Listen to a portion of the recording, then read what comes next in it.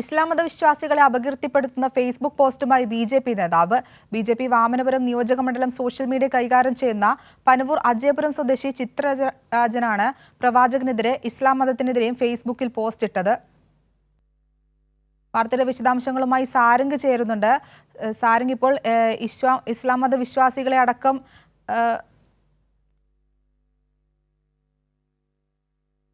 അപകീർത്തിപ്പെടുത്തിക്കൊണ്ടാണ് BJP നേതാവ് post ഇട്ടിരിക്കുന്നത്. എന്തൊക്കെയാണ് വാർത്തയുടെ വിശദാംശങ്ങൾ?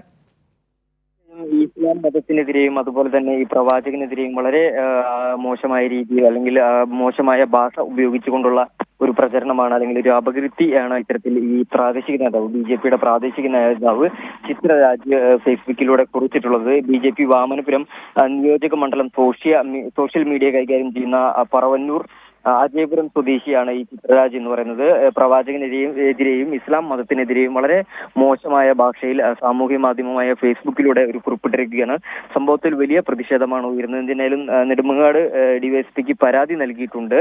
സംഭവത്തിൽ ഇതിനോടകം തന്നെ വലിയ പ്രതിഷേധം ഉയരുന്ന സാഹചര്യത്തിൽ തുടർ നടപടികളും അതുപോലെ തന്നെ കേസെടുത്ത് അന്വേഷണം നടത്താനുള്ള നടപടികളിലേക്കും കടക്കാനാണ് പോലീസിന്റെയും തീരുമാനം. ശരി, സാരംഗാണ് വാർത്തയുടെ വിശദാംശങ്ങളുമായി ചേർന്നത്.